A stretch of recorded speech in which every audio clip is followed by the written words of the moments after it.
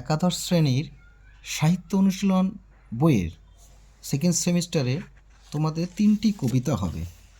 একটি কবিতা হলো ভাব সম্মিলন, বিদ্যাপতি লেখা ভাব সম্মিলন।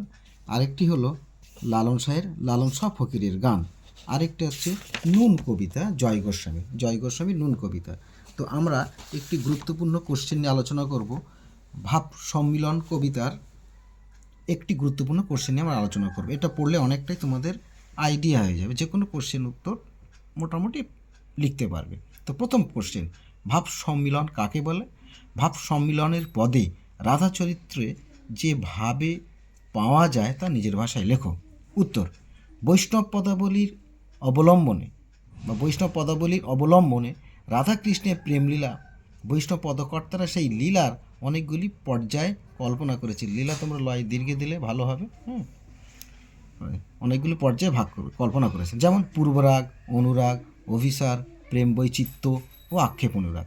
মাথুর, এটা র হবে, মাথুর এবং শেষ পর্যায়ের নাম ভাব সম্মিলন। মাথুর পর্যায়ে শ্রীকৃষ্ণ শ্রী রাধাকে ফেলে মথুরায় চলে গিয়েছিলেন। তখন একলা রাধার কি হয়েছিল? ফাটি যাও ও ছাতি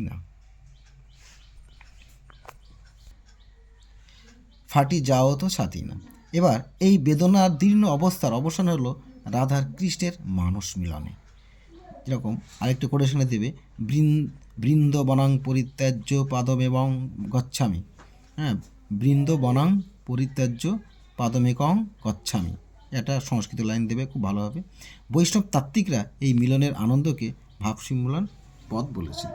এটা হচ্ছে ভাব সম্মিলন কাকে বলে, এটা সংজ্ঞা। এবার হচ্ছে শ্রী রাধার মনে কৃষ্ণের সম্পর্ক চিরকাল, এটা পয়েন্ট করলে না। ভাব সম্মিলন পদে শ্রী রাধিকা তার সখীকে তার নিজের সীমাহীন আনন্দের কথা বলেছেন। সেই আনন্দের কারণ চিরকালের জন্য শ্রীকৃষ্ণকে তিনি তার হৃদয় মন্দির উপলব্ধি করেছেন। তাই রাধিকার মুখে শোনা যায় কি, চিরদিনে মাধব মন্দিরে মোর। এই কোটেশনগুলো অন্য কালই ব্যবহার করবে। 2 নম্বর পয়েন্ট, কৃষ্ণের মুখ সৌন্দর্য দর্শন। শ্রী রাধা ভাবতেন চাঁদের আলো তাকে যত কষ্ট দিয়েছে, প্রিয়তম অর্থাৎ শ্রীকৃষ্ণ মুখ দর্শনে তিনি ততটাই সুখ লাভ করেছেন। সেই সুখানুভূতি থেকে রাধা বলেছেন, যদি কেউ আঁচল ভরে তাকে মহামূল্যবান রত্ন দিলেও তিনি দূরদেশে পাঠাবেন না। লাইন, আঁচর ভরিয়া যদি মহানিধি পায়, তব হাম পিয়া দূরদেশে না পাঠাই। আর একটা পয়েন্ট, রাধার ভাবজগতে মিলন। মাথুর পর্যায়ে কৃষ্ণের সঙ্গে বিচ্ছেদের যন্ত্রণায় কাতর রাধা ভাব সম্মিলনে এসে পুনরায় মুগ্ধতার ভাষ্য তৈরি করেছেন। মনের মন্দিরে নিত্য বিরাজিত কৃষ্ণ রাধার কাছে শীতের ওড়না কিংবা গ্রীষ্মের বাতাস, বর্ষাছত্র অর্থাৎ ছাতা এবং সমুদ্রের নৌকা অর্থাৎ যে কোনো পরিস্থিতিতে কৃষ্ণই রাধার একমাত্র অবলম্বন। যেমন এটা বইয়ের লাইন, এটা অন্য কালে ব্যবহার করবে।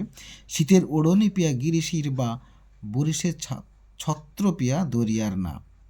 বরিশার ছত্র হবে, ছত্র মানে ছাতা। ভাব সম্মিলন পদে ভাবলোকে কৃষ্ণের সঙ্গে রাধার মিলন। এই তাত্ত্বিক ভাবনা থেকে বিদ্যাপতি তার রাধাকে সান্ত্বনা দিয়েছিলেন। সুজন মানুষ দুঃখ চিরস্থায়ী হয় না।